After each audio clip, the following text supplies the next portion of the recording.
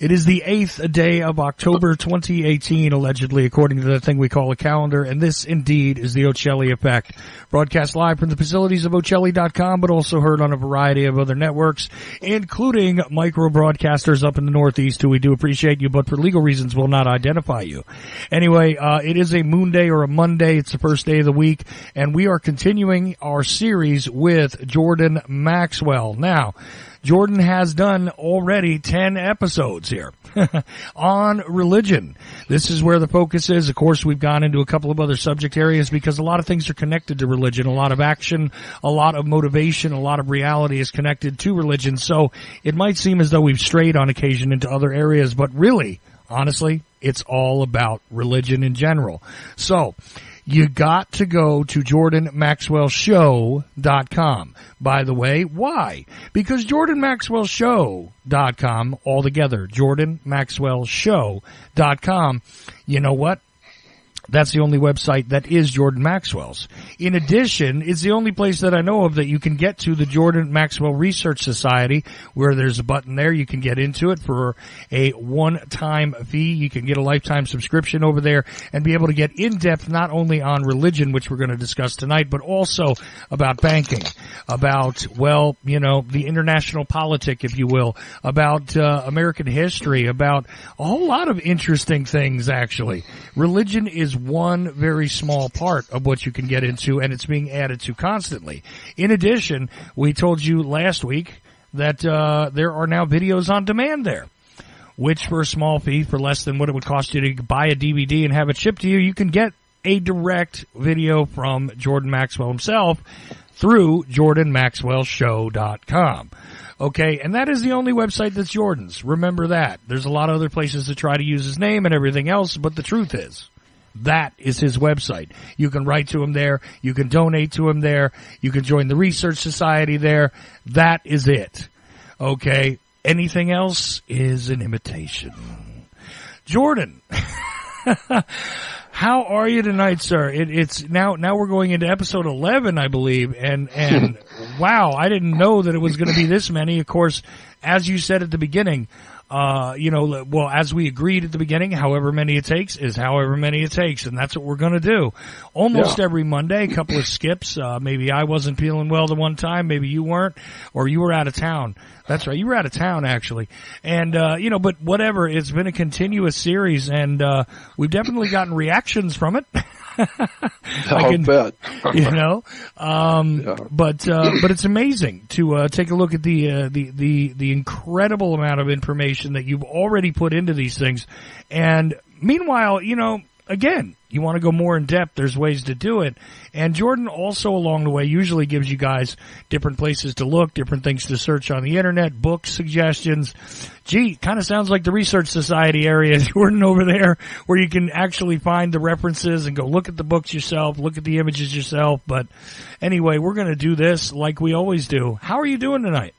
Well, I think okay. I always say as well as I can be expected to at 78 years old, but I feel pretty good, and I've already been talking to people today, so I've got a lot of things on my mind that we talked about, and so the only problem with doing 11 shows is that I forget what I've covered before and what I haven't covered, and there's so much more that I would like to talk about, but I don't remember in the last 10 shows what we talked about, and so I don't want to repeat the same stuff over. But there is so much that we really need to know, and I want people to understand that I am not anti-religious, and I'm not anti-Christian, I'm not anti-Jewish, I'm not anti-anything.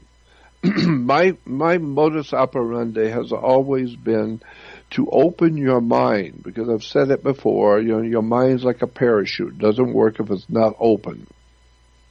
And so I've always I have quite literally loved the idea of reading and studying all sorts of arcane subjects, lots of subjects that are really fascinating, incredible subjects that most people have never been introduced to. They don't even know these subjects exist. and religion is one of them. I mean, so many people have a religious belief, wherever it is they happen to come from and wherever it is they happen to have been born into, and they have a religious belief. But as far back as when I was 8, 9, 10 years old, I was questioning the conceptual ideas of God. And what are you talking about when you talk about God? Define your terms.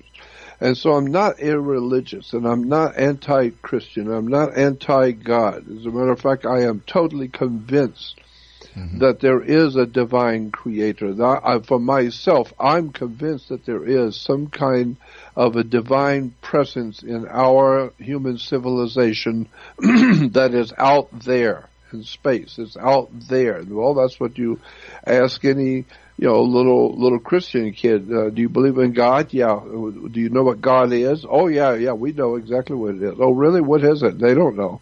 And then but then you ask them, well, where does God live? And they'll point out in the sky. He lives out there in the sky. Well, what is that out there? Well, it's heaven. So, okay, then I guess God lives in heaven, right? So that's what we call it, the heavens. And then you come to find out that if God lives out there in heaven, then that means he's extraterrestrial. Now let's get into some really dark stuff. Oh, really? God's an extraterrestrial? He's not from Alabama originally. He's not from Tennessee. He's from out there.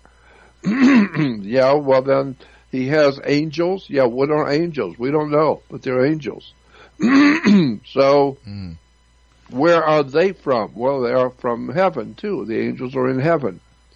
And so you point out there. Well, the bottom line is that the whole idea of a creator, God, angels, all is extraterrestrial topics, ETs. And then when you start going back, as we've done on this program, where we go back to Genesis, and in Genesis 1:1, it says, in the beginning, God created the heavens and the earth. That's not what it says in the original text. Go read it from the Hebrew Bible and read it in Hebrew, and it says, in the beginning, the gods, more than one, plural, the gods made the heavens and the earth. Right. And so when God was creating Adam and Eve, no, the gods created Adam and Eve. And that's why in Genesis 1:28, it says, come, let us make man in our image and our likeness. What do you mean us? Who's us? Well, God is talking to himself. No, the reason why it says, come, let us, and then in Genesis 2, it talks about that God came down and saw mankind and what he was doing, what he was involved in. It says, now man has become as one of us, knowing good and evil. Now he's like us. And all the crazy things we do in heaven, all these crazy things we do in heaven is now the humans that we created to look like us and act like us. They're acting just like us. They're fighting wars and so the bottom line is that the gods created us to look like them. So that's why you read the scriptures. God said, come, let us make man in our image, after our likeness. Not make man. Man's already here. But let's make man in our image to look like us and be like us. So therefore, we see in Genesis 1:18, or Genesis 18, where Abraham is approached by 3 men, and then the Bible says it was God and 2 accompanying angels. But they sat under a tree and had dinner with Abraham, and then the two assistants to God got up and went into Sodom and Gomorrah. And so the whole Bible is filled with angels and God that look like us. And so, well, what does that tell you? Well, maybe there might be something to that since it's in the Bible. And if there is something to it, then maybe some of the people you look up to as royalty are actually extraterrestrials who look like you. They look human like you.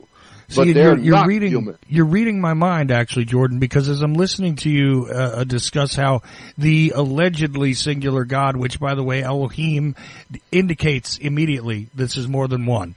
if you understand it. So, I mean, it's that simple. And in fact, it actually describes that there's male and female involved there. That's right. Which is an odd thing, too. God made man in his own image, male and female. Correct. Well, but the interesting thing you bring up with royalty is this: when they speak, when the blue bloods speak, so to speak, right? Interesting, They call them blue bloods too, but when the blue bloods speak, they say we. We are the queen. We are. And it's very interesting because there's a whole system to that. And, the queen actually is in the office of the king at the moment in England, right? So she's ruling the country as the king. But through the office. She's the queen, certainly. But when she speaks, we are the queen. Yeah. You know what I mean? Now, why do they do that? Yep. It's because they believe, and they say to us, that they have a divine right of kings, a divine right. Well, when you talk about divine right, it implies that God has anointed me to be king, so I have a divine right from God. Well, which God? Well, we're not going to talk about that. Well, when did God appoint you? Because I know you and I don't like you, and nobody else in town likes you either. So, we know that you're from God. Why? Because you told us. But from our viewpoint, you just another self-centered, egotistical elite who's riding around in a gold chariot and flipping your cigarettes and doing your drinking and all the other stuff you do, killing people and wars. And that doesn't sound very divine to us. And so then you find out, when they say we, even in the Quran, even in Islam, when God is talking to Muhammad or to any of the other prophets, in the Quran, it says, we made you, we did this and we did that. And God said, we came down and we saw you and we came down and did this and that. And there's actually a scripture, and I've got it right here, but I gotta find it on my computer. But basically it says in the Quran, it says, we came down and brought you your scriptures. This is in the Quran. We came down and brought you your scriptures, and we will be the protector of your scriptures. We will see to it and protect the scriptures that we brought you. Well, we've been told that, that Muhammad wrote this and Muhammad wrote that, and Muhammad did all these wonderful things, and all the scriptures were given to him, and that he wrote them. Then you come to find out, no, Muhammad didn't write nothing.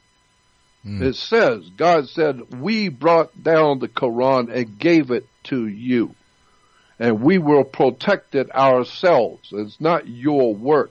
We wrote it. And we brought it down to you. Well, who is we? Well, the idea is that all the ancient peoples of the world knew there is not one main God in the universe. There's plenty of gods.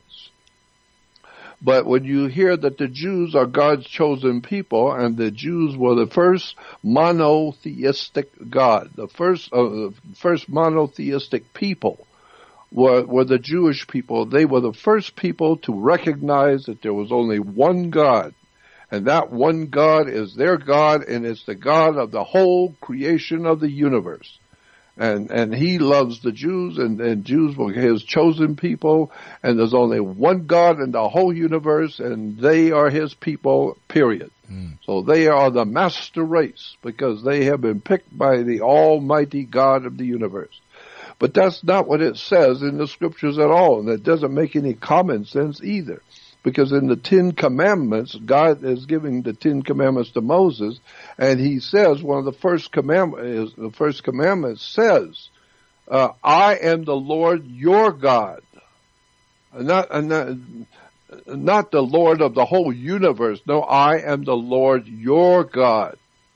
And I shall not have strange gods before me. He didn't say there were no strange gods. He said, no, there's plenty of strange gods, but I don't want any of them before me. Well, this is the same thing a young man says to his fiancée. There's plenty of other young men out there, but I better not catch you with them. I'm the one you chose. We've made a deal. We're going steady. We're going to get married. So yeah, there's a lot of other guys out there that are probably better than I am, wealthier than I am, but we have a deal. You picked me and I picked you and we have a deal. So I better not see you with any other guy. Well, that's what the Bible says. God is a jealous God. And he told Israel, I am the Lord your God. There are others, but you picked me, and I'm the one that agreed to it, so therefore I better not see you having any other gods before me. And so now we find out that the word in the Hebrew is Elohim for God. But in Hebrew, El is God in Hebrew. But that in Genesis 1:1, it doesn't say in the beginning El created the heavens and the earth. This is in the beginning Elohim created the heavens and the earth. Well, Elohim is a plural, like putting an S on the end of the word car. You put an S on it, it becomes cars, more than one. Well, that's what Elohim means. El is God in the plural, more than one. So once you understand that, well, where does this God, who is more, gods more than one, where are they? They're out there. Even a child will tell you, gods are out there. Right. And they look like you, because they created you in their image and their likeness, which means so many of the people that are running our planet today, you think are holy and righteous, and Prince Charles and Princess Di and all, and Queen Mum. And then you find out, no, they're a bunch of Nazis, they're a bunch of murderers, and they're not from here. That's why they don't mind killing you, your family, and raping the whole world and stealing everything. And if you get in their way, they'll bomb you and blow you off the face of the earth. Why? Because they're not human. They don't give a damn about you as a human. They have a divine right. Why? Because you don't know who they really are.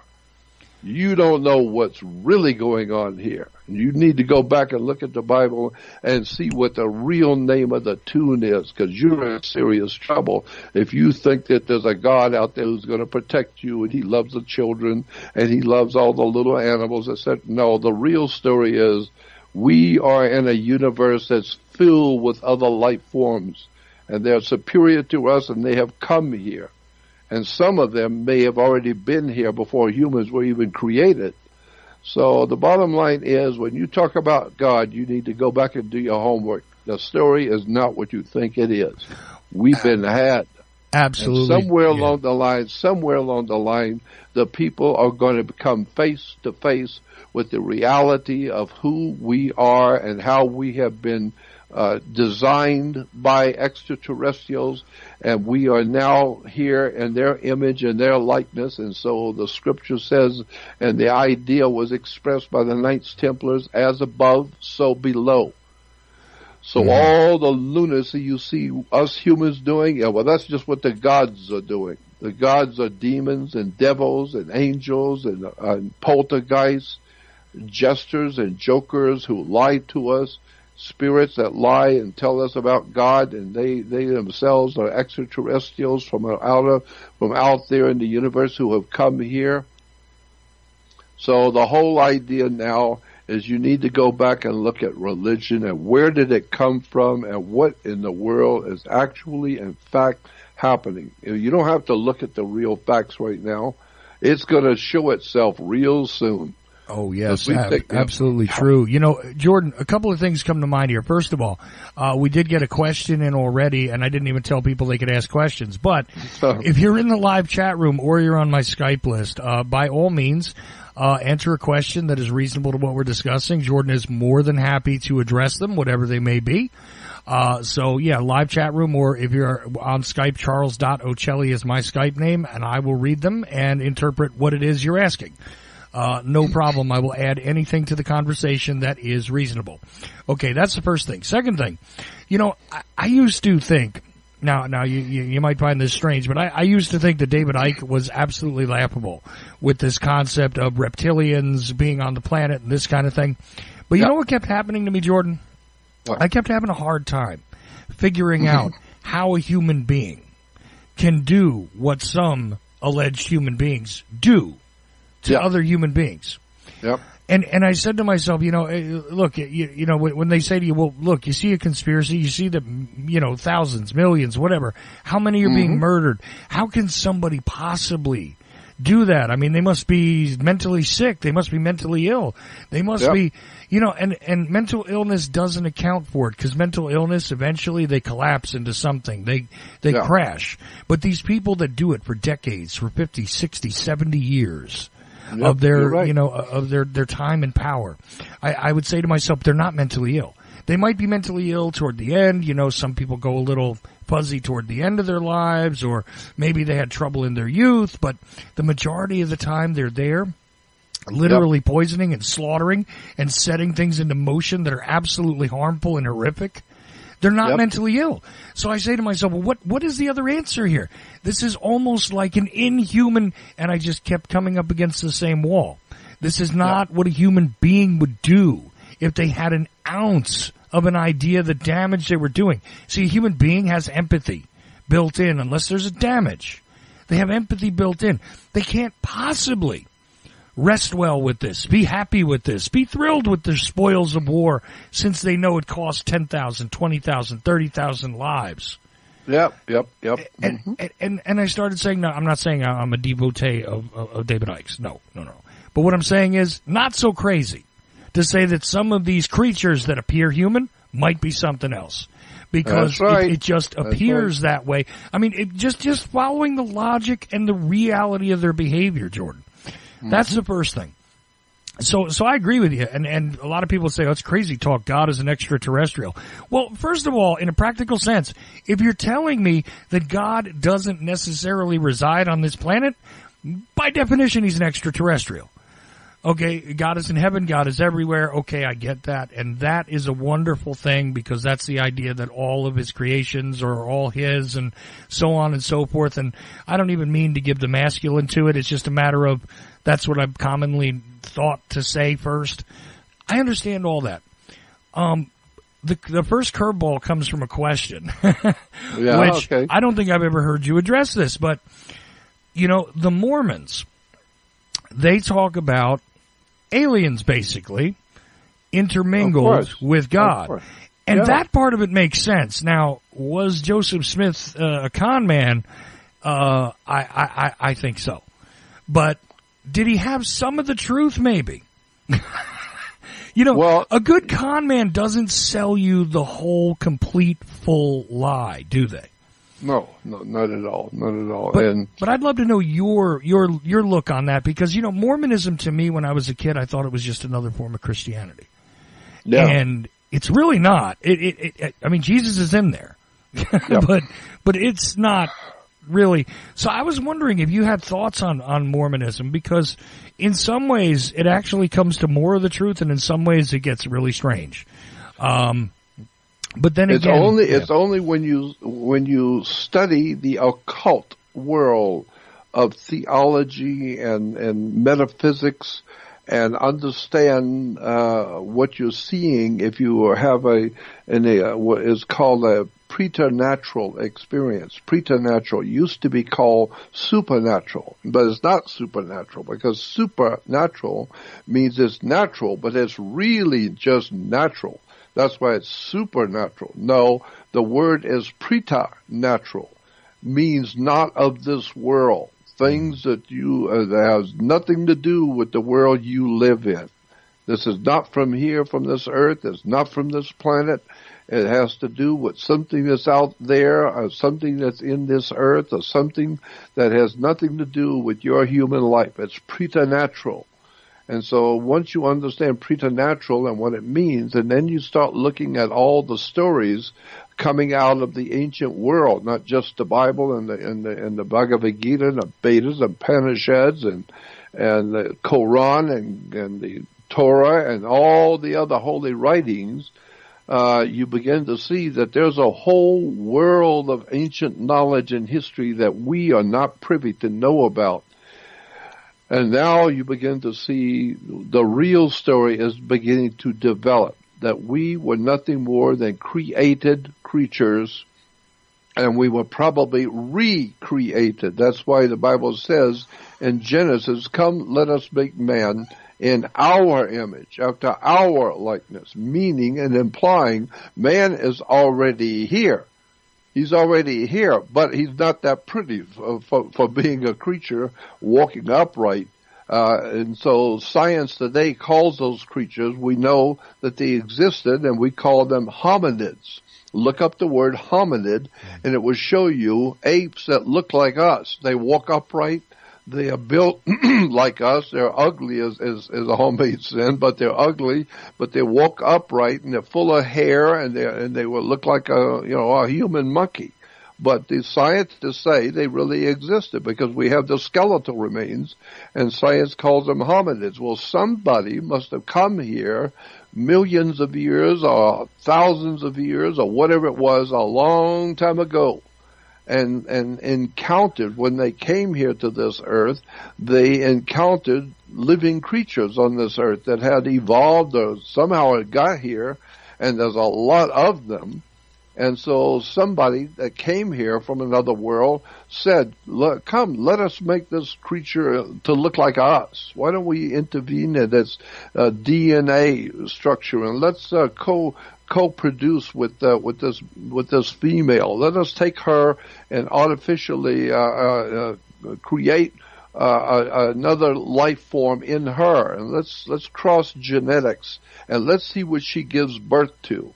That's fine. That's fun. Let's see what she gives birth to. If we put the seed of life into her, and so we've come from another world out there that you don't know anything about, but we come here and we see these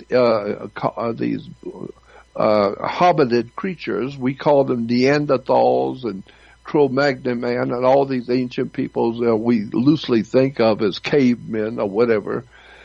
And so these extraterrestrials who came here decided, let's make them look like us because they seem to be able to procreate. So let's take one of the females and artificially cross-breed with her. Let's see what she gives birth. What she gave birth to, it probably wasn't exactly what the extraterrestrials were thinking. So let's do it again. Maybe we put too much of this and not enough of that. We did it a little bit wrong because we're just experimenting. So let's do it again. And this time we'll put more of this and a little bit less of that. And now let's see what she comes up with.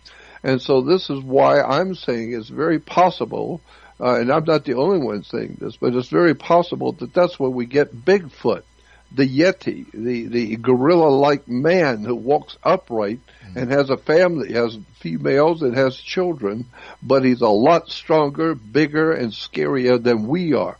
Well, that's what maybe the Neanderthal creatures may have looked like, but when the angels or the extraterrestrials crossbred with those hominid creatures, they gave birth to something which is half Neanderthal, half indigenous creatures, and half angels. So that these Bigfoots and these animals are brilliant. They're smart. They can disappear in front of you. They can reappear. Nobody wants to deal with them. They're frightening. They're scary. It very well might be that they were some of the first of the crop to be turned out. That turned out with the crossbreeding of a Neanderthal with the gods who came from another world. And then they kept refining themselves, obviously, until one day they gave birth to us. Now we are totally different from the Neanderthal and from the ancient, what we call the cave dwellers or whatever. We writing beautiful music, making movies, motion pictures, going and flying jets and creating lasers and. We're just a magnificent creation of wisdom and knowledge, but we're still a bunch of animals. We're still out there fighting in the streets and killing each other and warring with each other. But we also have a divine spark in the human family and the human race that we can create gorgeous, beautiful art and write, the beautiful music and create lasers and all kinds of wonderful things that we can do. We can build Disneyland and all kinds of great stuff that shows that we are brilliant creatures. And who put all of this incredible knowledge into our heads? Maybe it was because the extraterrestrials crossbred again and again and again until they finally got it right. And now they finally got it right. Now we look exactly like them. And that's why the Bible says, man has become as one of us. Now look at him. Now he can do whatever he wants to do. He can create rockets and put on their atomic bombs and come out into space. So look what we have done. We've created a monster. We've created something that we're going to have to deal with because he is smart. He's intelligent. He's got nuclear weapons, and he can fly into space. So we've got some serious problems. We should have left this whole thing alone long time ago, but it's too late now because he's reproducing himself, and they're getting smarter as they go. And so that's why I think that we are dealing right now, and I'm totally sure that there are reptilian aliens here, because I'm the one that probably the first person who talked to David Icke about reptilians, because I brought David Icke to America when he wasn't even known here. Nobody never heard of him, but I brought him here back in 1992. And I was in San Diego, and I was running a company, working for a company where I had access to money, and the company was a publishing outfit, and so I've helped a lot of people that are very famous today, but I helped make them famous. And so I talked with David Icke about reptilians and reptile aliens who but today they are shapeshifters. And they can look like you very quickly, or they can look like what they really look like where they came from, which were reptile aliens.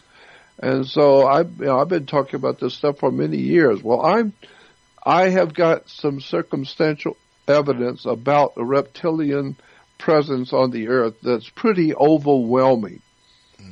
Incredible stuff. And I'll send you some of the audio video files and my website, and my hard drive that I have captured, because when I first saw them, they were so breathtaking. I thought, I need to copy this because nobody's going to believe it. No one's going to believe what is on this web back in 1999 and 2000. So I'll send you some of the stuff I saved. One of them will knock your socks off. There's a 60 Minutes interview with Prince Charles, and Prince Charles is walking in this big garden, beautiful garden, with this host questioning him from 60 Minutes, and then they sat down together on this like a bus bench kind of thing in the garden. And they're talking, well, the 60 Minutes reporter asked Prince Charles something he didn't like. He pried into some personal something that Prince Charles was not happy about. And instead of, registering,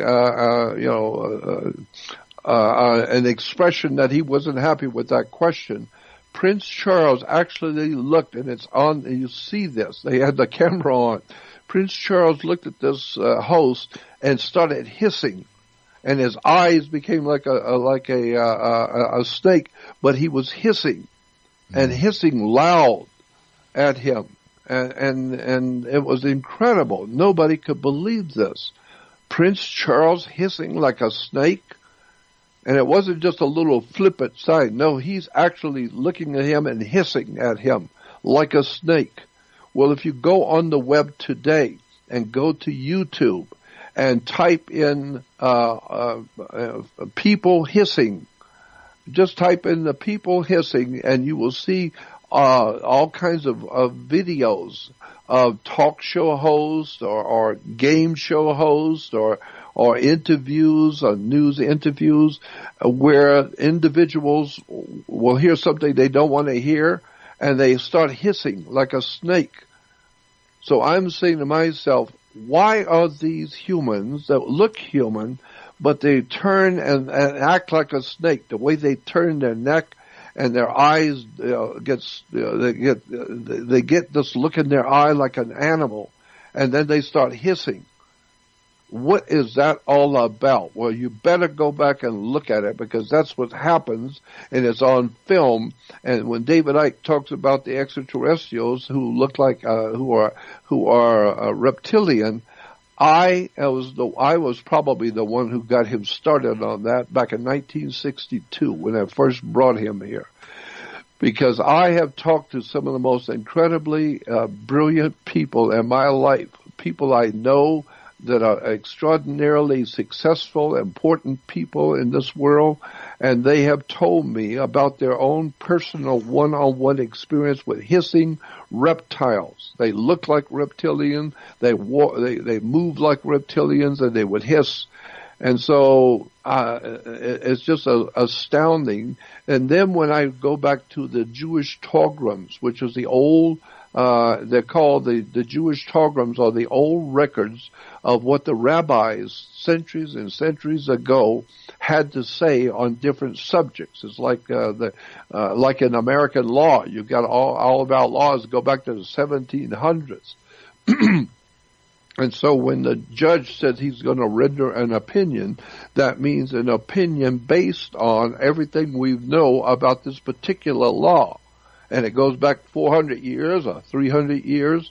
And so there is it's called Jewish Targums, what the old rabbis hundreds of years had to say about certain subjects. And when talking about Adam and Eve, there's about 3 or 4 documents, and I could I'll email you the documents, you read them yourself, where these old rabbis 500 years ago, 400 years ago, talked about when Adam was created, he had scaly skin, like a snake, and that he had to undergo some kind of a different kind of operation, or what am I trying to say, reincarnation or something. And they said then he lost his scaly skin and began to take on what we today refer to as human.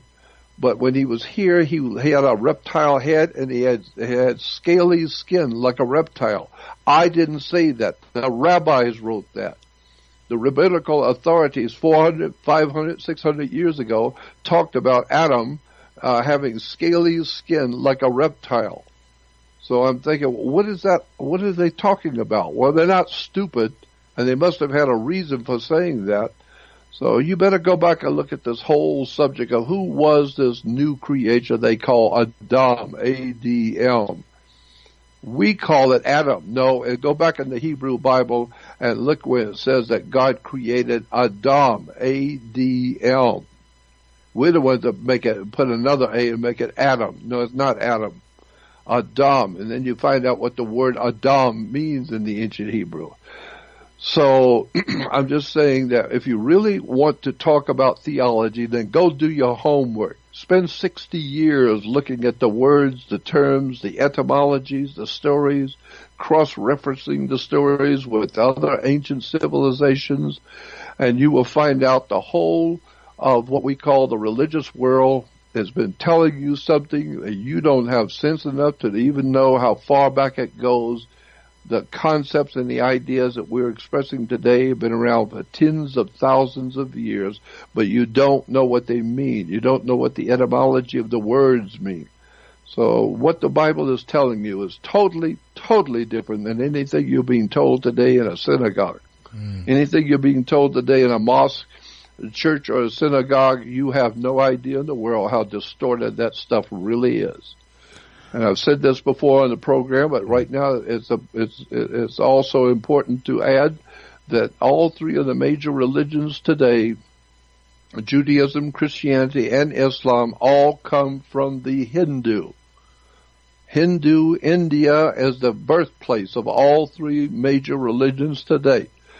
But happily, it's been so well hidden that there's only a handful of people who have done this kind of research and see it. Definitely, Judaism is a Hindu religion. Christianity is directly out of the Hindu. And now that's a whole subject, we talked about. Well, we could talk about it again later, but yeah, I'm just sure. I want to get into that some more, but quite honestly, I have another thought in my mind here I want to get to since we've gone into Genesis quite a bit here today.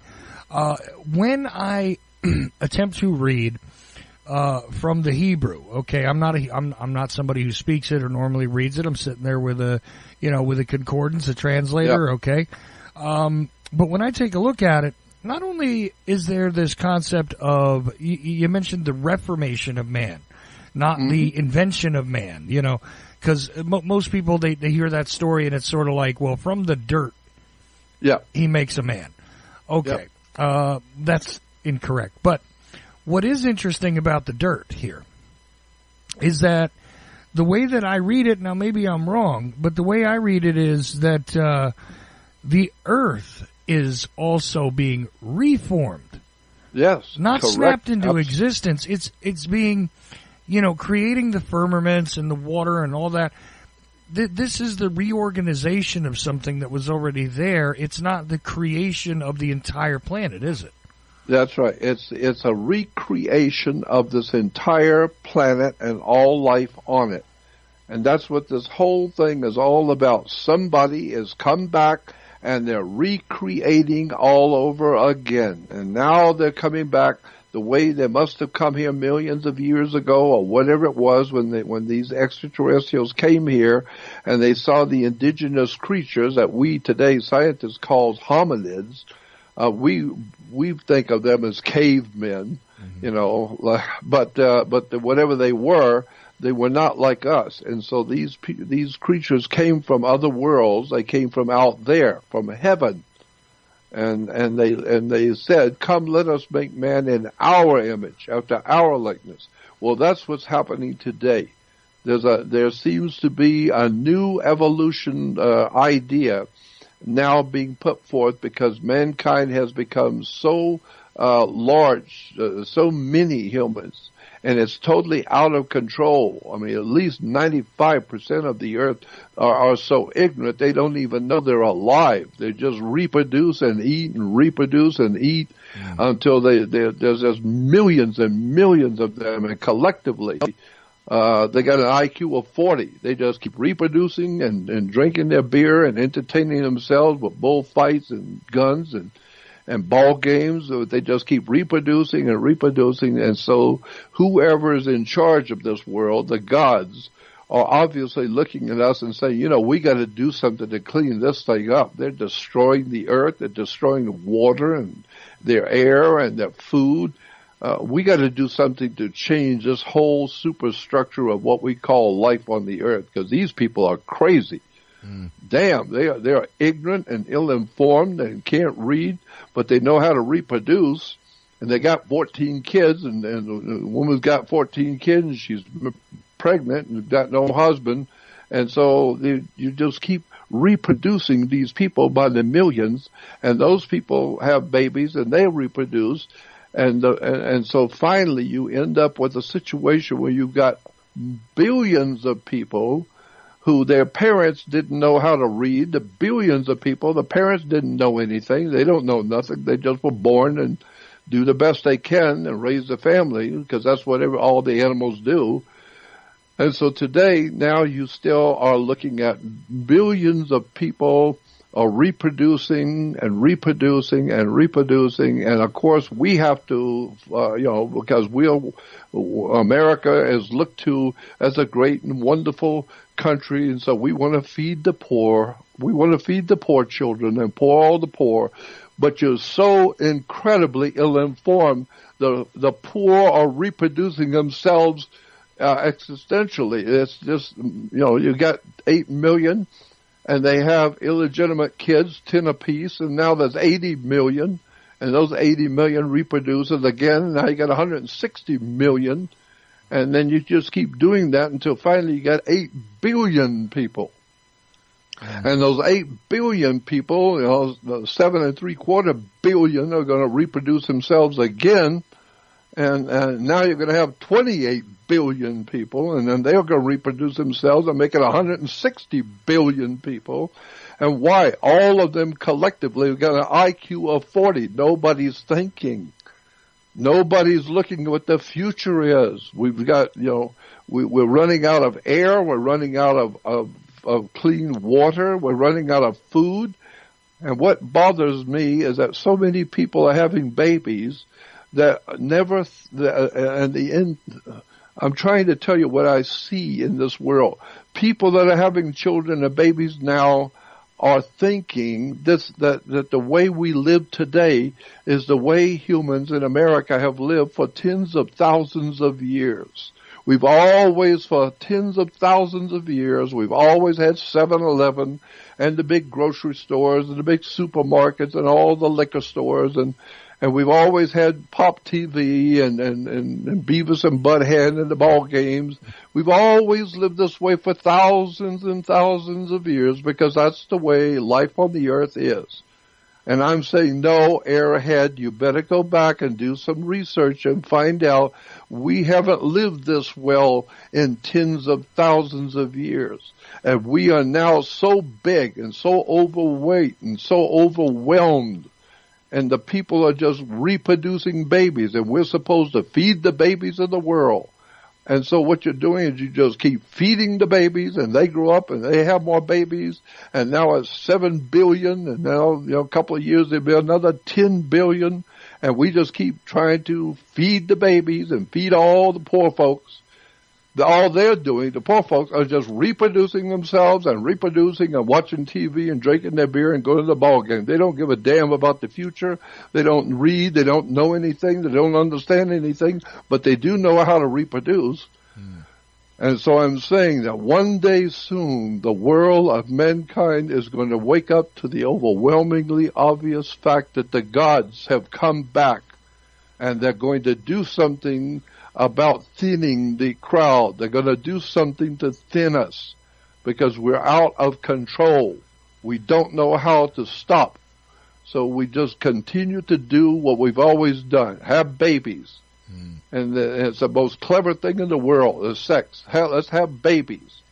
And then we've got so many babies, so many hundreds of millions, that we can either throw them away or throw them out in the street and let them live on drugs, or let them get into gangs, and the gangs are growing bigger because they're taking in more and more children and babies, and they're selling drugs, and the situation is out of control. And that's what this official with NASA, this German guy, looked and sounded like he came out of Nazi Germany. He was an official at NASA, and he was being interviewed about what's coming in NASA, and he said, we are preparing to leave this earth forever.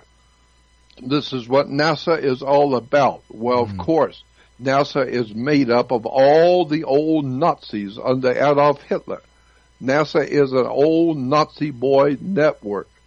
And they were building rockets in Germany. Now they're building rockets in America. And NASA is nothing more than a Nazi operation, period.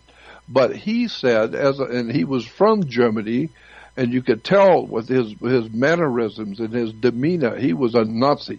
But he said, we are getting ready to leave this planet. Why? Because you have no idea in the world how bad off this earth really is. You're expecting to have your billions and billions of babies, and there'll always be a grocery store and cold water, and you'll have plenty to eat, and baby diapers and all that, but you have no idea in the world what we are facing on this earth. Billions of people collectively are having children, and they have no idea, and they don't really care about what's coming to the earth. And we know that something bad is coming to the human civilization. We are getting bigger and bigger and more people, and the bigger we get, the less we know. So that there's a handful of people on the earth we call Illuminati, which are the masters of wisdom and the masters of science. While the billions of people, all they know how to do is sit back and have babies and drink beer and watch a ball game. And somewhere along the line, the end is coming, and the individual creatures who created us to look like them, they're watching us. And I'm telling you, there's something coming on this earth, and it's going to be horrible when the ordinary people of the world wake up and there's no longer any food. what food there is. You got to fight 14,000 people in your town to get that food, and God knows if they find out you've got the food and they're starving, they're going to come to your house looking for food. And if there's nothing there, they might eat you. And so I'm just saying that if you want to look at the world the way it really is, and you're going to have to look at it soon. You're going to look at it soon, whether you like it or not. And when you do, and you're going to find out that the people who are running this planet today are not from here. They don't care about this human race. They don't care about you. Go out and have all the babies you want and drink all the beer. We give you a liquor store in every corner, so go out and have yourself a couple of drinks and go watch your ball game, because we'll get rid of you real soon anyway. We've had enough of your bull. Right. You know, and look, I'm going to kick a challenge that is being made to me, but I'm going to kick it out as a question to Jordan here. Because, and let me just set this up for a second. Jacques Fresco, you've heard of him, I'm sure? Jacques Fresco? Fresco.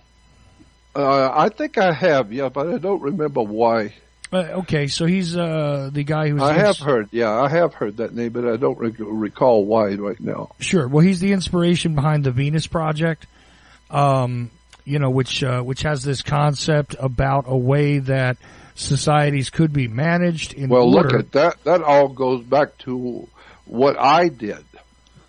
That is all based on my work. Right. It's based on something called the Zeitgeist movement. Right. Exactly. Okay. Well, that's why I'm going into this. But here's the question, because of what Fresco does, which is a little bit different, and he was included in those movies and all that as well. But the thing is this: if those in power were to choose to make a situation that was not in this condition as it is, okay, where you have, there's plenty of people that are easily controlled because they're poor and they don't know anything and they don't have any resources. But there are ways that this could be reimagined, right? So that, truthfully, there are enough resources on the planet right now, at least. I mean, exponentially, no. I mean, eventually everything runs out. But on the planet at the moment, there would be a way so that there would not have to be this shortage of resources. In other words, it is really scarcity, which is the currency of a lot of things. And it doesn't matter if it's money or if it's food or if it's housing or if it's decent water. It is through the scarcity of these things that you create these paradigms, right? Of course, yes. That's called politics, and there's a science to it. Oh, it's called political science. Absolutely. Why? Because there is a science to causing people to starve so that they will do what you tell them to do. That's right. And you can use them politically, because when they're broke and starving, they'll do whatever you tell them, as long as they can get something to eat. Even if it's something that's dead meat that's been out in the garbage for 2 weeks, people will eat because they are hungry.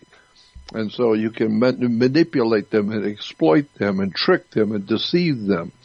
And so, yeah, I understand what's going on, but but the implications are one day this stuff is going to come home, and when it does, the whole world is going to finally wake up.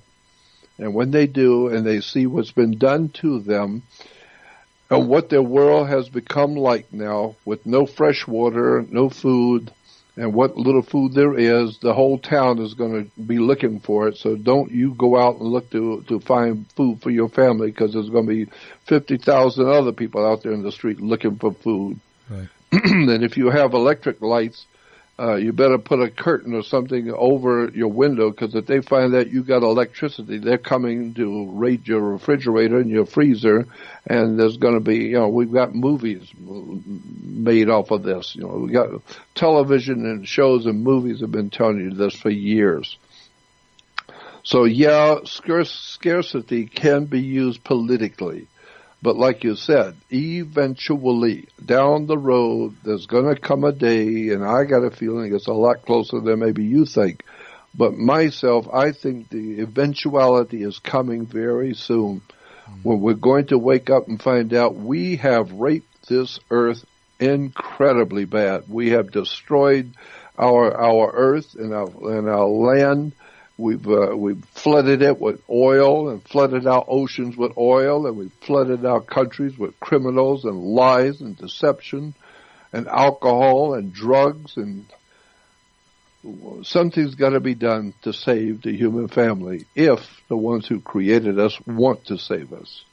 Because we can't do it. We humans cannot save ourselves. We're the only creatures on the earth where we're born, we are helpless. All the other animals that are born, 2 minutes after they're born, they're on their feet and they know what to do and they know how to follow their parents and they grow quickly. And they already know what they need to do and how they do it. And they just were born an hour ago. Right. But humans, you have to wait, for 15 years till they finally wake up and know how to take care of themselves. So I'm just saying I'm afraid for the future because the people today have no power to change anything. They have no power. Some may be smart enough to see what's coming and want to think about it and what to do, but we don't have any power. Why? Because knowledge is power, and we don't have any real, legitimate, de jure, provable knowledge. Knowledge has been kept from us, and instead of giving us wisdom and knowledge and wisdom to work with to build a better world, we're giving Bugs Bunny and Donald Duck and baseball games and football games and sitcoms and all kinds of childish ball games and childish, tripe on television and entertainment, and it's just amazing how the human family has been so misled. And a handful of people, I know because I'm one of them. I've been trying for some 59 years to wake people up to the reality, the harsh reality we live in. And all I've ever gotten was mockery and robbery and people laughing at me and mocking me and stealing everything I have and thinking I'm working for the government, I'm working for the devil, or, I've been called every name you can think of. So I just do what I do because I learned a long time ago to look at reality and figure it out what's coming. If you know where you've come from in history and you know what's going on now at least you got 2 points, 2 stars and 2 points. So draw a straight line through those 2 points, and now you can see where you're going. So you know where you've been, where you are now, and now we can see where you're going. So that's what I'm trying to do. I'm not anti-God, not anti-anything, but I do want to try and help people to wake up to the reality of the world we live in. That's what I try and do. Well, and that is what you are doing and have been doing and continue to do. We're going to take a break right now, but JordanMaxwellShow.com is Jordan Maxwell's website. And this, again, is the 11th episode in this string, this series on religion. A string of shows or a series of episodes. I don't know what's the best way to describe it. Doesn't matter. We have Jordan Maxwell with us, and we are getting deep into things. Of course, you want to go deeper, go to JordanMaxwellShow.com altogether. JordanMaxwellShow.com. That is the only website. That is Jordan and it is a Monday. We are continuing our series with Jordan Maxwell, who I do take seriously. I don't take myself very seriously, but Jordan Maxwell I take very seriously, and I'm extremely grateful to have him on for this series of discussions that we've had related to religion, not related to, actually focused on religion. We some other related topics have come up. Of course, you guys can enter questions into the conversation as we go through my Skype. Charles.Ocelli is my Skype. And if not there, you can go to the live chat room at Ocelli.com and you can put your questions in there. I will enter them into the discussion. Meanwhile, if you want to get deeper into this subject and many others, you go to JordanMaxwellShow.com. Altogether, JordanMaxwellShow.com. It is the only website that is Jordan Maxwell's. You can make a donation there. You can join the Research Society there and get way deeper into these topics and many others. You can also go there and purchase on-demand videos, things like that. And hey, while you're there, you can always email Jordan. He's always happy to receive correspondence, your thoughts on the shows, whatever, this kind of thing. Of course, As I said, everything helps when it comes to donations and things. I'm at a point this month where I could use some myself, but Jordan is always in that kind of condition, because I got to tell you something. Telling the truth just doesn't pay that well. So it's that simple.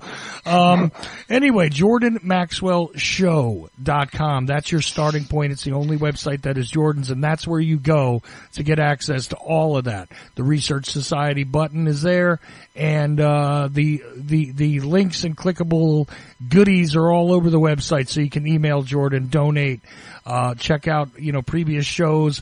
Not sure if my shows are up there on the site or not, but I do know that there's other shows that Jordan has done with other people on there that are accessible right away, and a whole lot more stuff is accessible when you join the Research Society. So, all of that out of the way, I'd like to continue on with the discussion, Jordan. And, when we took the break, we were talking about this exponential, in the movie The Matrix, right? Agent Smith turns around and says to Neo, you're actually more like a virus with the way you're spreading around the world. You're not really carnivores. You're not really, you're not really mammals. You're more like a virus. And Jordan was talking about this exponential spreading of humanity, but it's not that the reproduction or procreation is a negative, and it's not like religion is a negative. Let's clear that up one more time. No, absolutely, I agree with you. It's not a negative. Yeah. It can be made into a negative if you're ignorant, ill-informed, and unread. See, that's what the trouble is. When you allow people to put a facade over something, right, and present, kind of beat you with a stick, but it's a padded stick. It's still a stick. You just don't know what the stick is made of.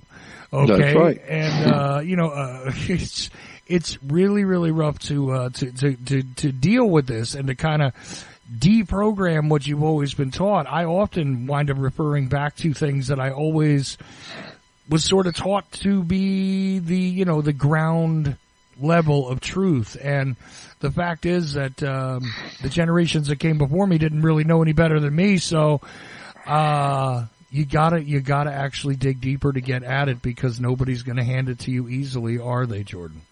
No, and besides, people don't realize that what they're reading in their holy books, the Bible and the Quran and the Torah and the book of the law and all of that, they don't realize that these are stories that have been around for thousands of years in other cultures. They just were told in a different way. In a classic example, when you read in the Bible about Moses, and Moses, when he was leading the people in the desert, he didn't know where he was going, and so he was out there for 40 years. Well, that's very suspect anyway, because 40 shows up in the Bible, Old Testament, all the time. 40 this, 40 that.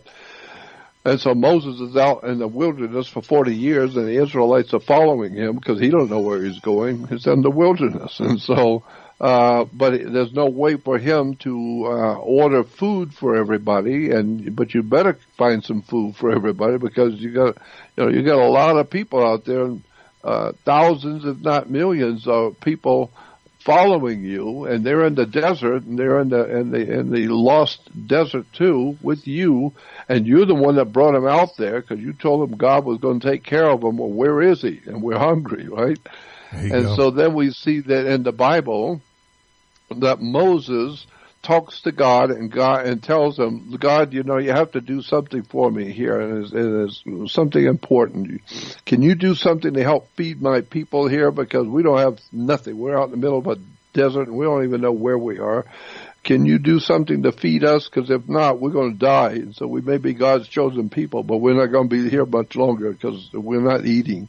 And then it says, God says to Moses, oh, okay, I'll feed you. I'll tell everybody to settle down, and I will feed you. What I'll do is I will give you something that is called the manna from heaven. And so the manna from heaven the scripture says the people would wake up in the morning and they would have something called the manna from heaven. And they would go out and gather up this manna from heaven and eat it. And at least they had breakfast and they had lunch and dinner based on this manna from heaven. Well, the very word manna, we've heard this story about the manna from heaven, and the Jews are out and the Hebrews, or whoever they are, the Hebrews or the Jewish, they are out there in Israel. They're out there picking up the manna from heaven. Well, first of all, the word manna simply means, in the old ancient Phoenician language, which we call Hebrew, it's actually a Phoenician language, and manna in the old Phoenician language simply means, what is it? They don't even know what it is. They're just out there eating something, and it's good. They're eating it, but they don't know what it is. They have no idea how it got there. But thank God, at least it's something to eat. And so they called it manna, which means, what is it? And so then you find out. You go back into the history, and go back to the Jewish Encyclopedia Judaica, and the Jewish reference works on the Jewish religion. And then you look at the what they call archaeolinguistics, which is the study of the ancient languages of the world and how they're all connected behind the scenes. And when you hit archaeolinguistics and you ask, what does archaeolinguistics, the study of ancient languages, tell you about the word manna? Because obviously in the Bible, the Hebrews didn't know what it was. That's why they called it manna. And then you find out in the reference books on the word, manna from heaven was mushrooms. They were eating mushrooms, the magic mushrooms. Well, no wonder they were talking to God. Now, hell, if you're out there eating the magic mushrooms, you're going to be talking to God. You're going to have all kinds of wonderful experiences communicating with your God on mushrooms. And so manna from heaven is described in the Bible. Go to the Bible and read in Genesis read in the Old Testament about manna from heaven. Look it up in the Bible where the scriptures are talking about the manna from heaven, and it will tell you in the reference works, manna from heaven were mushrooms. And they were called the magic mushrooms, and magic mushrooms have been around the Middle East by God for thousands of years. But it actually says they were small, round things that grew in the morning dew. So when you get up in the morning, there will be these fluffy, round things that you could pick and eat, and they were called mushrooms.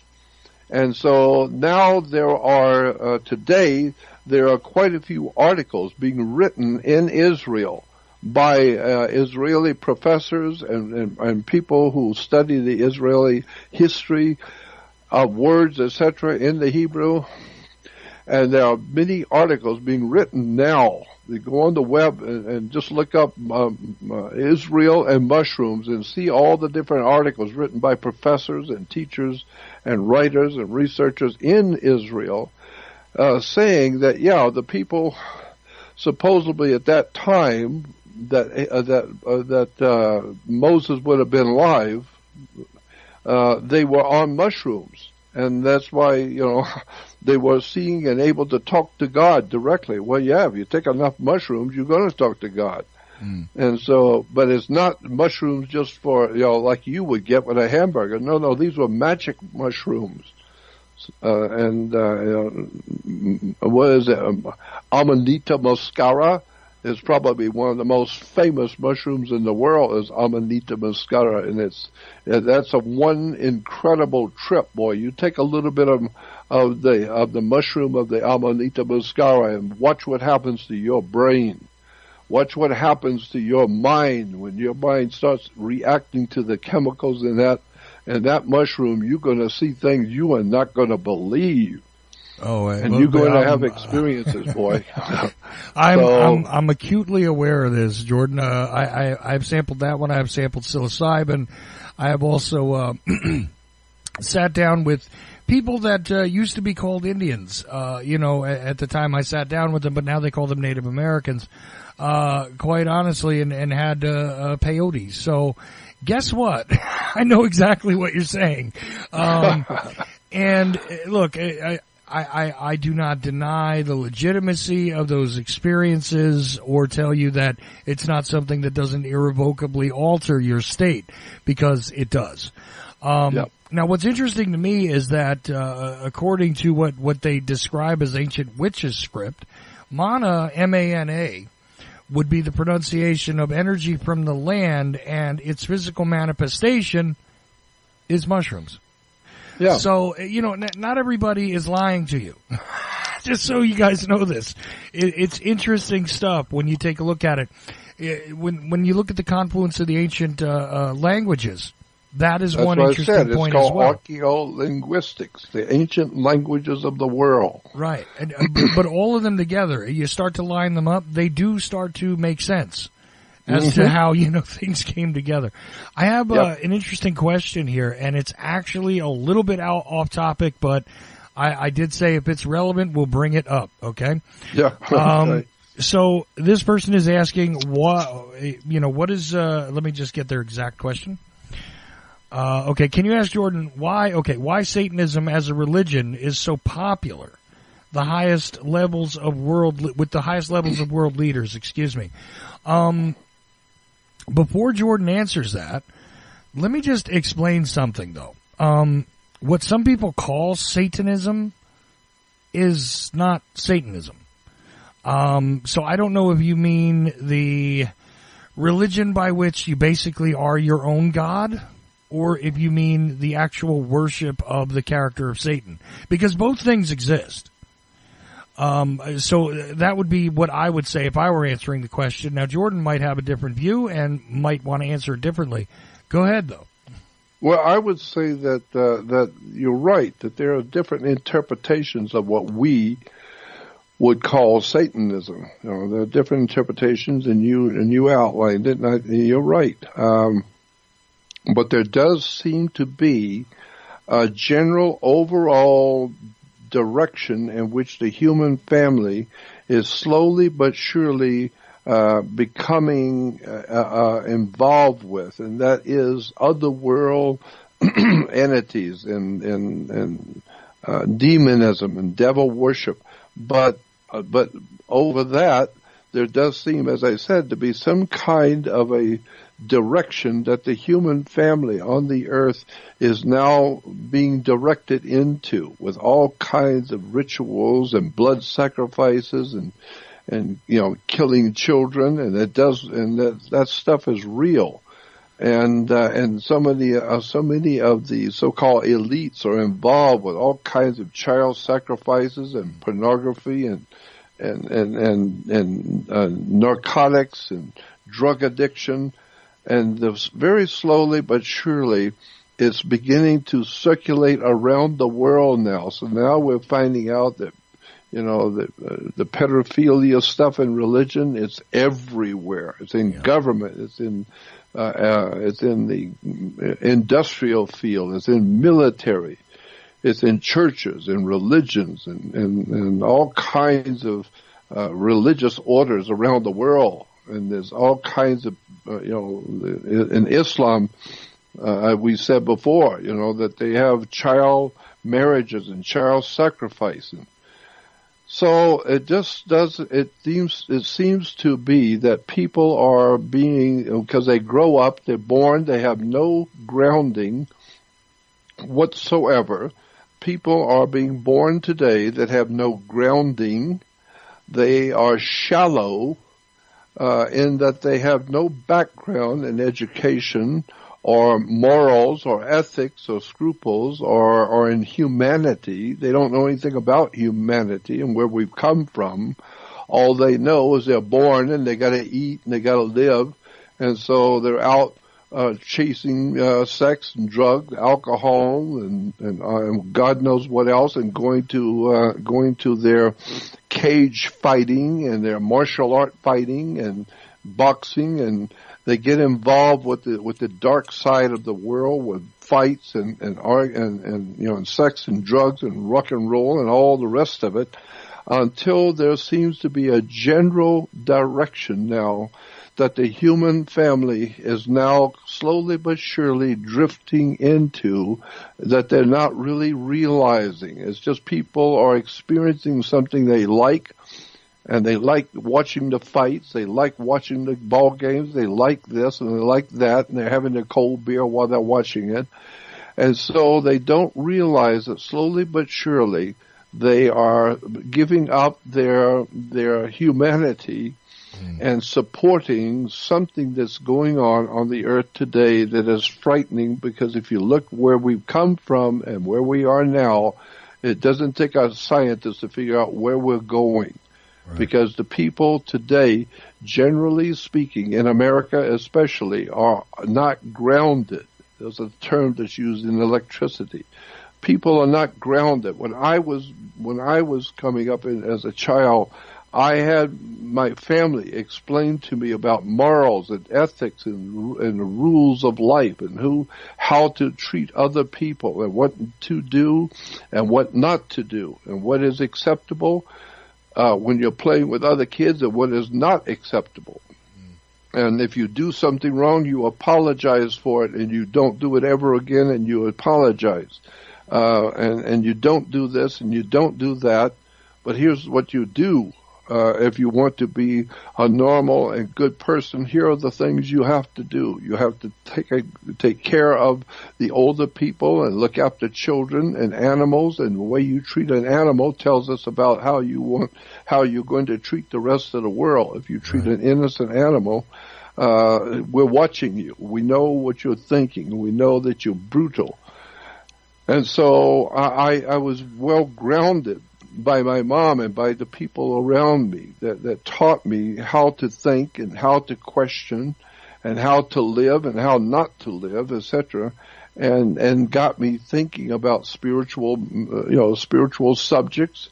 And then I began hearing teachers and other people that I gravitated toward who were talking about wonderful, strange, and incredible subjects about the strangeness of living in the world and all the strange things that have happened in our universe and happening on our earth that we don't have any answer for.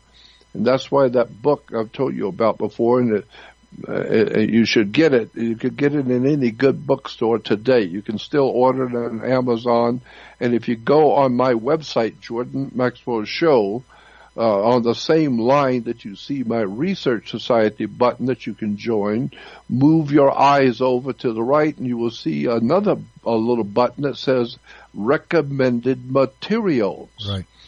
And so go on Recommended Materials, and one of the books right off the bat is called The Complete Works of Charles Fort, F-O-R-T. The Complete Works of Charles Fort. You can still buy it on Amazon or go to the bookstore and they have it, but it is a huge, thick book based on all of the stories that have appeared in newspapers and magazines and articles around the world of things which have happened on this earth in which there is no explanation for whatsoever, period. Things which have happened that nobody knows why they happened. Nobody can explain it. And since science cannot explain it, they don't even look at it.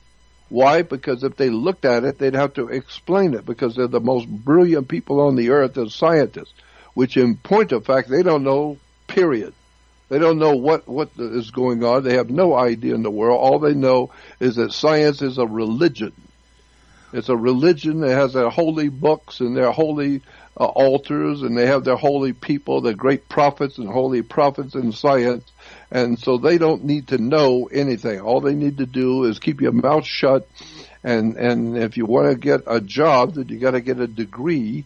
So you get Caesar to stamp your paper, and you got a degree now. Now you could go out and get a job, and just keep your mouth shut if you're thinking too much.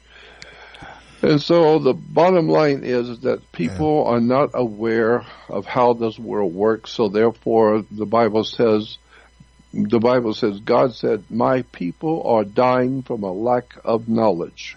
Well, and all of this is so interesting because, one of my most recent sort of thoughts, probably one you had years ago, but as I'm looking at these people that are developing artificial intelligence, now somebody's going to say, why is he bringing that up? All right. Yep. Well, here's why, because we just talked about Satanism and we just talked about what it is that, people should know is acceptable behavior and what is not. Okay. Yep. I find it extremely, even more insidious than all of the ugly things we know about on the planet in the future. It feels like this concept will become more insidious. Now, why do I say it? Because I'm just afraid of technology? Not at all. When I look at the statements from people who are developing this, Jordan, they literally state, excuse me, by the way, they literally state that they're basically atheists. And look, I have no problem if you want to believe that you are your own God, if you want to believe that, this whole existence is just a thing made up in your head, and that's fine. I think people should be free to observe the world and interpret it any way they choose. But when I see these guys talking about, look, we're atheists, you know why I don't believe in God? Because I haven't created it yet. This is a frightening notion in my mind. And I can't really articulate why, but I can tell you that it sounds like the absolute most purely satanic idea in the world. To lose something that is exponentially more intelligent, can act quicker, can literally exploit any weakness on, mass populations in the less than the blink of an eye. This idea to me is so frightening, and the fact that these people are aware that they're creating something that would be akin to God. They don't believe there's a God now, but we're making one. That is almost the essence of what people should be afraid of with this, when it comes to, and I don't believe in fear, by the way. It's just a matter of, this is caution. You should be aware of it. Yeah, you should be aware. Yeah, I mean, what are your thoughts on that? The sort of spiritual implications of that. I mean, is that literally like somebody ritualistically trying to use the religion of science to invoke the demon? It's really frightening, because what in fact is happening is that we are being stripped slowly but surely over a period of time, but we're being slowly but surely according to a method. There is an actual scientific method. That's why when you want to study world politics, it's called political science. It's not politics ideas, no, political science, because there is an actual provable science to the control of human beings and the control of people. And so this is why I said we as the human family on the earth are slowly but surely losing our humanity.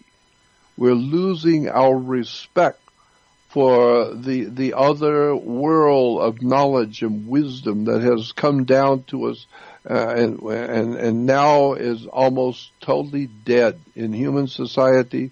All we're doing is playing our football games on our computers and playing games and talking to each other on the telephone. There's no real interaction, and that's why, people getting married, they need to go back and start thinking about, you're getting married. Do you know how to converse with the opposite sex? Do you know how to treat other people? If you're a man, do you know how to treat a woman? And a child, are you aware of how the woman thinks and her feelings? No. Well, then you're not gonna be with a woman very long. You're gonna find out that, you thought you understood everything and you didn't understand. This was a woman you were marrying, and they don't always think like you. And so, and if you don't have respect for that, then you're not going to stay married very long. Well, same thing for women. Women have their own views on things, whether you know the way the man thinks. So you have to show respect for the male and the man. And so I'm just saying people don't show respect for each other. Why? Because they've never been trained to. They've never had any grounding. They've never had anyone teach them how to think. So they just grow up like any other animal in the street. And that's why, that's why the masters who run this planet, they call all of us, we the people on the street, they call us chattel. Look that word up in a dictionary. It's spelled C-H-A-T-T, chattel. Not cattle, like a bull, but chattel. And chattel simply means human cattle. And so the difference between cattle and humans is that humans are called chattel, and cows are called cattle. And so this is why today we are on your identification, your driver's license and everything else, ID, you are either male or female. Why? Because if you went back to the United States printing office and got the book ordered from the government printing office called the Styles magazine or the Styles book, printed by the U.S. printing office, Styles magazine is a large magazine with words, all the words that are used in government, used in courts, used in business, and what those words mean in government, not what they mean on the street. You got your own idea about what the word means on the street. Yeah. But if you want to know before you go into court and before you get involved in business, get the Styles magazine, and it will show you all the words that are used in courts and in government and what they mean in the court, not what they mean on the street that you think. And so then you find out in the Styles magazine, it says if you are a man or a woman, you have to be royalty to be a man or a woman. Right. Only royalty, only the wealthy and the royalty are considered by law to be a man or a woman. But the people, the common people of the world, are referred to as animals. They're called chattel, C-H-A-T-T-L, chattel, and chattel means cattle. So that's why if your daughter's getting married and the young man comes from a wealthy family, you say, well, she's getting married, but the boy she's marrying he's of good stock. He's of good stock. What, is she marrying a cow? No, but he's of good stock, meaning he's chattel, but they got money, so they are they're better off than we are. So we're just the common folks. Right. But he's from good stock. So you need to understand all of your identification is in male or female. Why? Because male and female, according to Styles magazine, published by the government, says if you're male or female, you're an animal. Well, and there's slightly different values attributed to male and female animals depending on what they are. For instance, a breeding bull is very, very expensive, a good breeding bull. But then again, certain types of female cows that are out there that produce a lot of milk, those are very expensive, right? That's right. Some types of cows don't necessarily do the same thing. Not every bull is a great breeding bull. See, there's your good stock versus right the rest. Now we got a couple of questions that came in, and so I want to enter them in here before we run out of time. One other thing I want to say is that's why you are on the stock market. Exactly, because that's all you are is cattle. You're on the stock market. And go on. What were you saying? Yeah, believe it or not, if you find out about your, Social Security, your government serial number, you can find out that there's actually a stock market value to that. But anyway, another thing you can study in the Research Society at JordanMaxwellShow.com. All right. So here's the two questions. We got another Satanism question, and we have one on recent events. I'll go with the recent events question first. Because of the increase in bad weather, earthquakes, tsunamis, I'm not sure what this word is, but I'm guessing this is all natural disasters. Because of the increases of natural disasters and floods and things like this, does it appear as though this is part of the biblical text, or is this simply mankind wrecking the planet?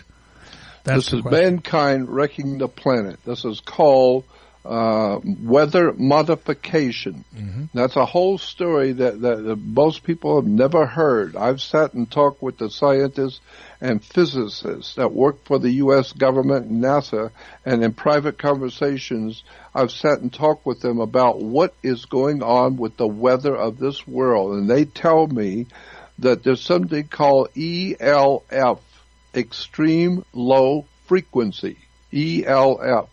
And I could quickly just tell you that off the coast of the United States in Alaska, off the coast of Alaska going eastward toward Russia.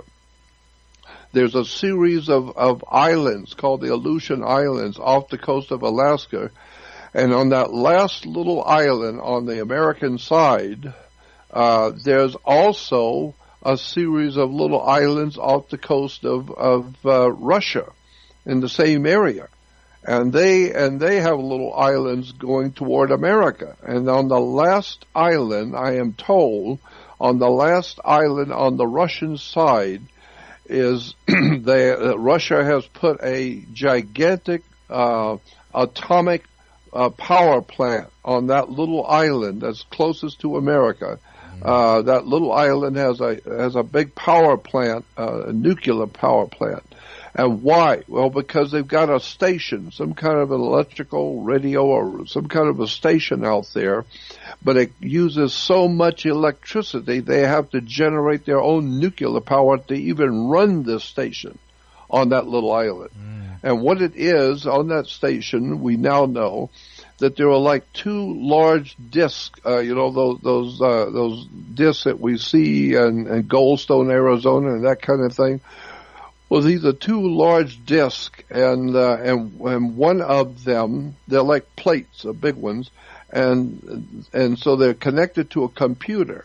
And so if Russia wants to cause trouble somewhere, if they want to cause any kind of terrible weather, they direct one of those discs, put it into the computer, and then they put it the same thing into the other computer, and the other disc turns the opposite way. One is going northward and one's going eastward. And now when they jack up the power and they're sending out an electrical signal, which is extremely powerful, because they have to have a nuclear plant to just pump the electricity into this thing. One of those discs are sending out a powerful electrical signal north, going around the world. It will go around the earth and come right back where it's, because it's going in one straight line. But the other one that's pointing east or west, it has to be east or west, that one sends out a signal and it goes around the world and comes back. But where the two signals cross is in the computer, and wherever it crosses, now once they cross, it's now called ELF, extreme low frequency.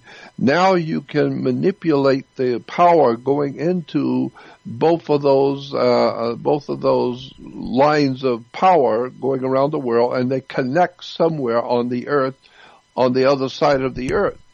And so where they connect, you can now cause a volcano to erupt. You can cause an earthquake. You can cause hurricanes or tornadoes. And depending on how much power you pump into it and where you are designing that cross point where the two things are going to cross on the other side of the world, you figure out where it is and what the weather's like, and now you can cause the rains to come and flood. Or if it's a rainy area and a jungle, you can cause no rain to fall at all, period.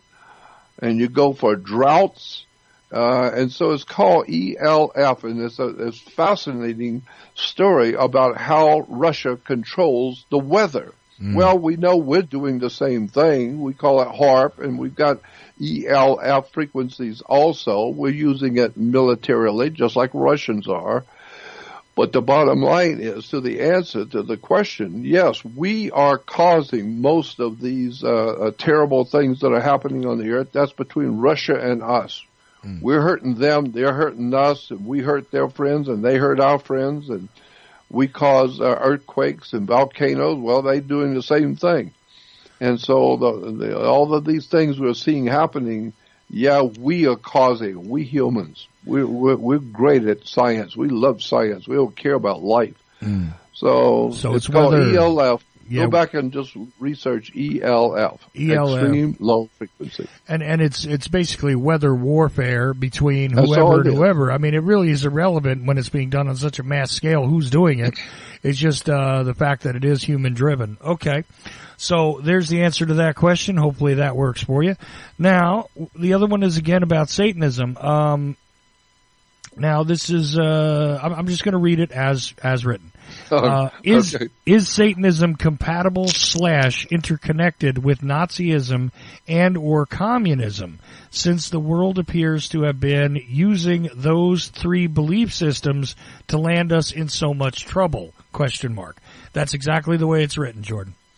Yeah, and I think there is something to that no matter what kind of Satanism you are looking at, no matter what school of thought you're dealing with something which you're dealing with something that you don't have any control over, and that's why I tell people don't deal with spiritual subjects where you actually contact the spirits, like with an Ouija board.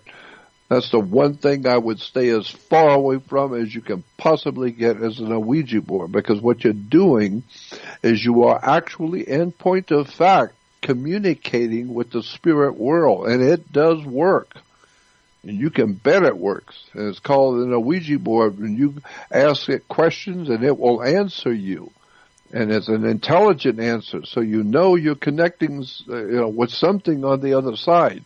Well, I think you have to be out of your mind to do anything like that, because it's obviously intelligent. It's not of this world, and you're talking to it. Well, you don't know what you're talking to. Parents tell their children, don't go talking to strangers, and watch out with the people around you and strangers around you. Why? Because you don't know what they're like and who they really are.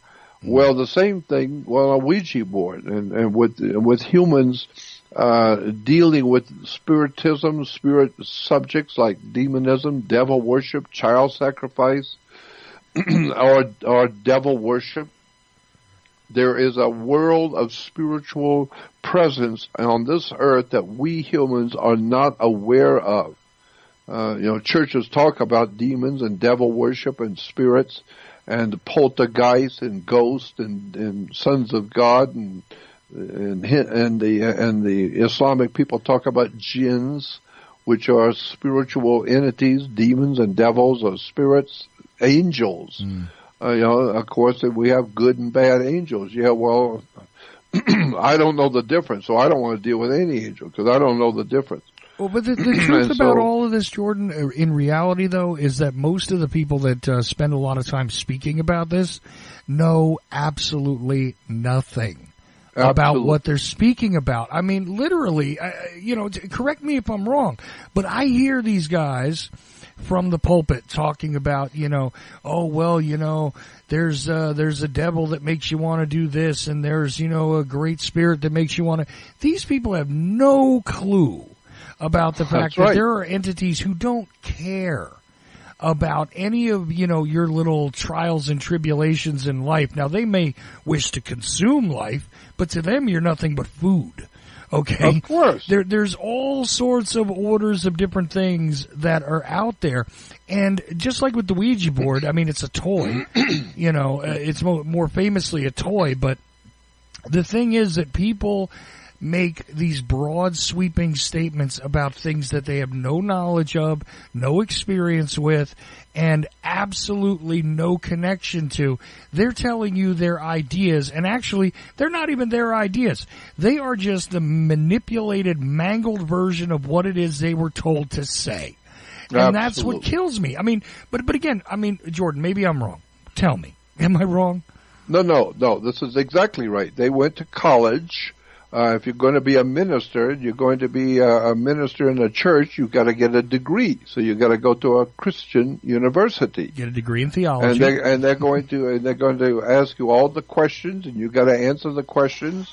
And if you get an A, And so it's like anything else. You go to school and you will learn what they tell you to learn, and you will recite what they tell you to recite. And if you're a good boy and you learn what the teacher wants you to say and what the book tells you to think and say, then we'll get an A, and that way when you go up, you can go to college now, and they will give you a degree, and you can get a good job. Why? Because you now know what to kiss and when and what to say, and how to view things correctly, the way the boss wants you to think. And so if you're like me, you grow up as a child deciding, I don't want to hear anything from any expert. I want to look at it myself. I'm not stupid. I want to read it myself, and I start asking questions about things that most adults have never even thought of. And so that's been my life. Ask questions about things that most adults don't even know exist. And then the more I looked at religion, because that was my favorite subject as a child, and still my favorite subject today, theology and religion. I'm not anti-God. I'm not anti-religious. But what I am is I'm trying to tell you that what you're believing today is based on things that you don't even know exist. They're based on ideas that existed in the ancient Egyptian world that today you believe as part of your religious belief, and you have no idea in the world where that belief came from and what it meant back then 5,000 years ago as opposed to what it means today.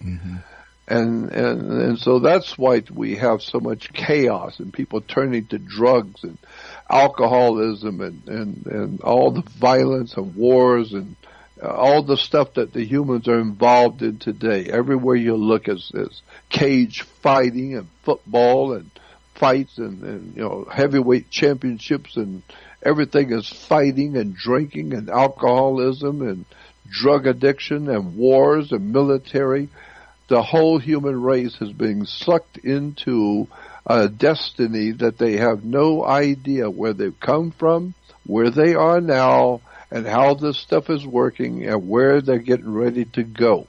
And I've known this for years. I've known all about it. I've been talking to all the experts in military and astronauts and scientists and Jesuit historians and Jesuit theologians, and I know what's going on. I'm not the world's foremost authority on anything, but at least I have had the opportunity to use my own mind all of my life, and I've spent all my time in my life researching and studying the world I live in, where it came from, what it means, and where we're going.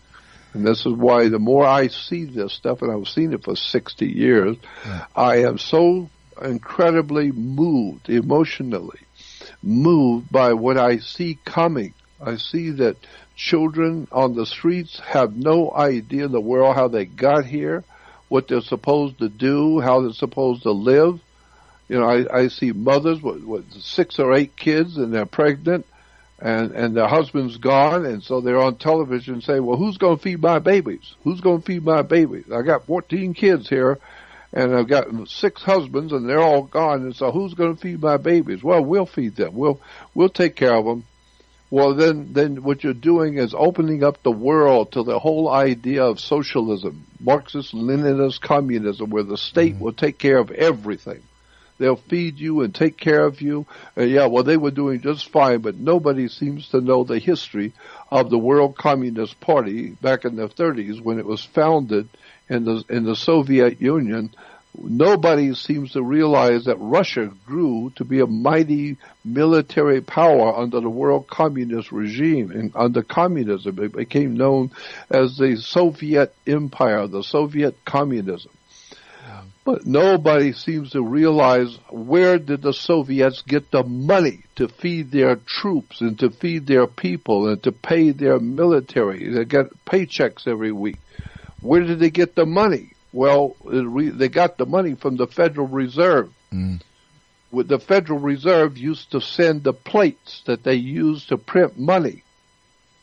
I've read articles many years ago that you would never read today, but in research magazines and books many years ago explained and showed how the Federal Reserve sent the plates. They made duplicate plates of the 5s and 10s and 20s and $100 bills and wrapped those plates up and sent them to the Soviet Union so that the Communist Party in the Soviet Union could run off, and it was and the paper, the particular paper it was on, had to be produced and then sent to Europe, and from Europe it would go to Germany, and from Germany it would go into the Soviet Union, the paper, and so that the Soviet Union could print the money to feed their children, buy the guns, and feed their armies, and feed everybody, and make sure everybody gets paid so that the Soviet Union could grow and become a great enemy.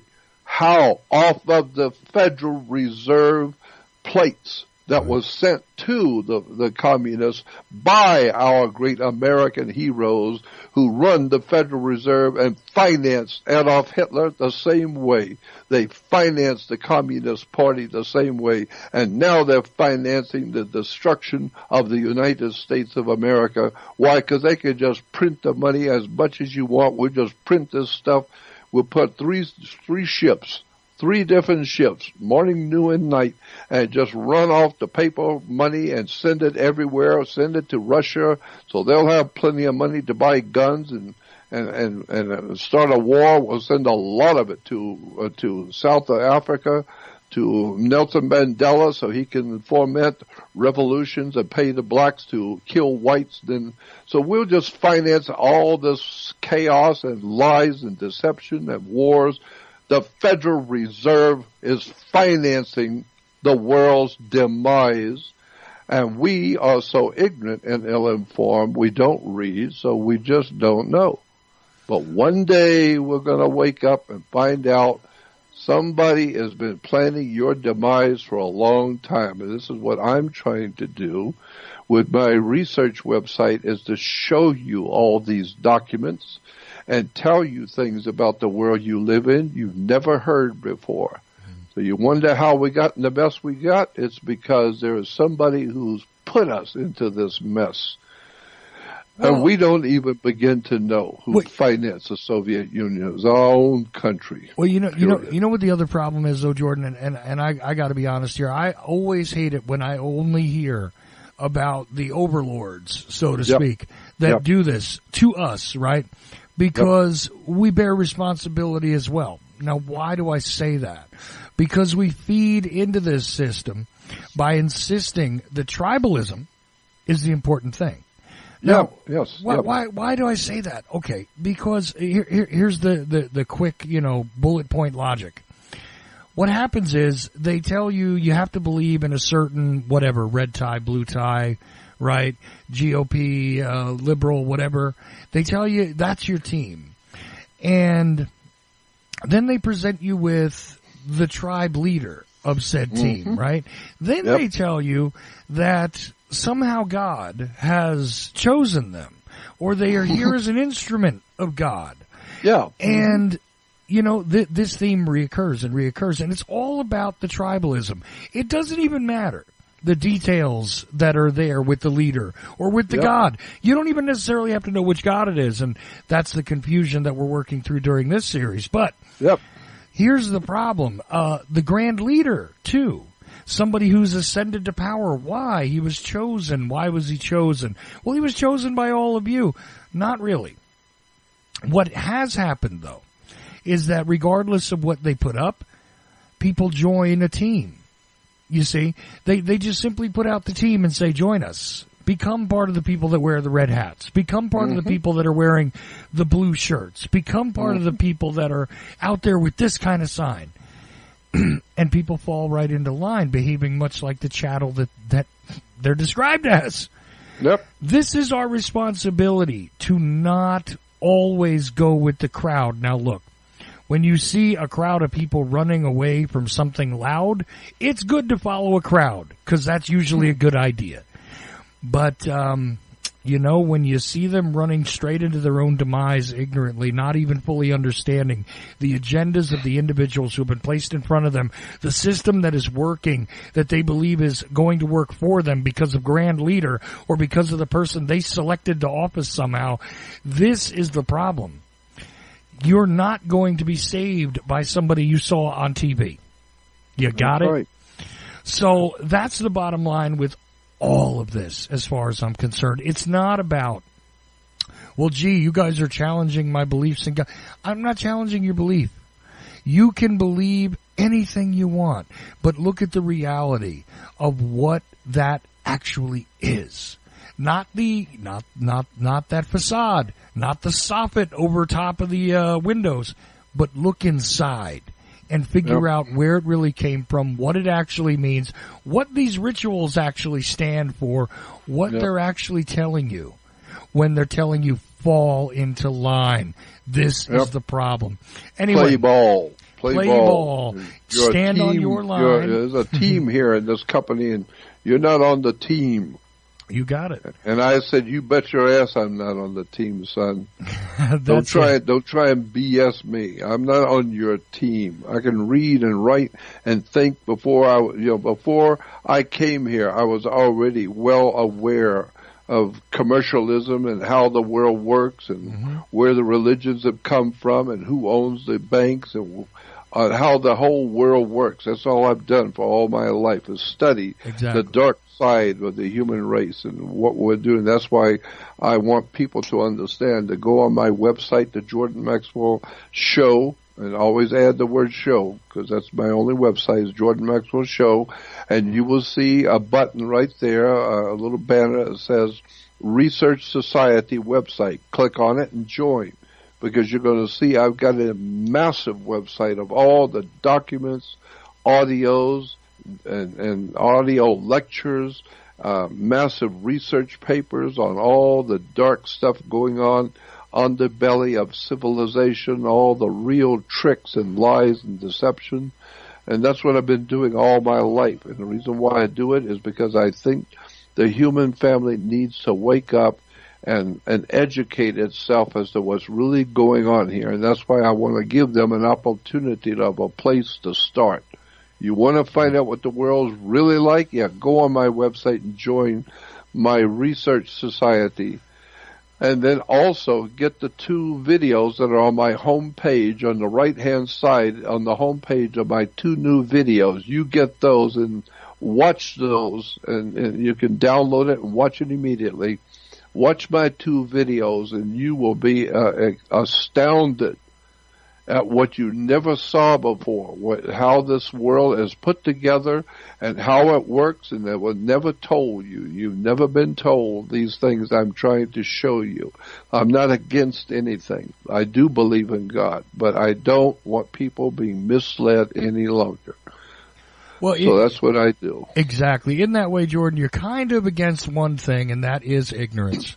That is the one thing that I would prefer. Listen, again, as I said, I personally have no objection to someone believing anything they wish, so long as they're not harming others with that belief. And that's what the problem is, right?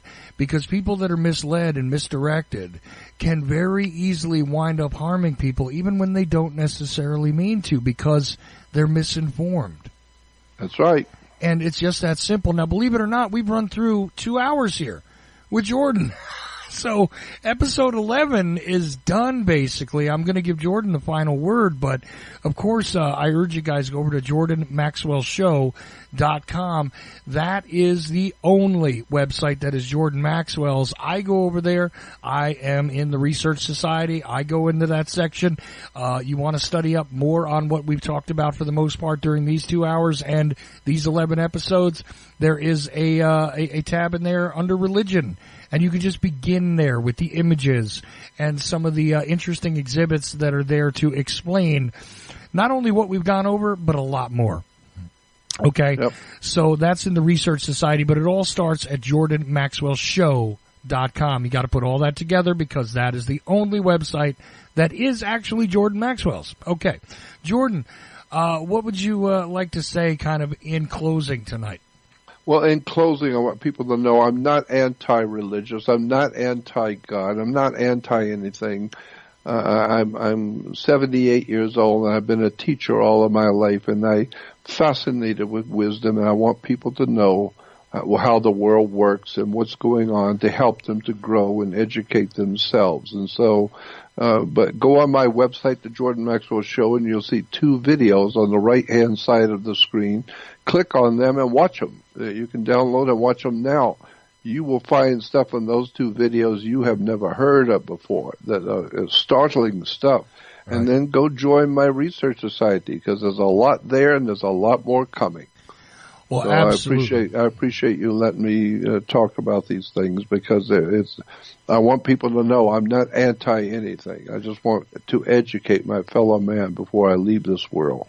Absolutely. And look, like I said, the one thing that is paramount here, I do think you are anti-ignorance, though, Jordan. I gotta say that to you. I think so. I think you're anti-ignorance, but outside of that, no, you're not anti-anything. And here's the key to it all. The human family is worth saving, is worth educating, is worth the grace to earn some wisdom. And that's why this is being done. Jordan Maxwell has been with me for the past 2 hours, and of course, this is the 11th episode in the series on religion. I want to thank you guys for listening. Thank you, Jordan, for joining us, and thank all of you guys who participated, added in a question, whatever else. Do appreciate you. Remember this, guys. This is the Ocelli Effect. I'm merely Ocelli. All of you are the effect.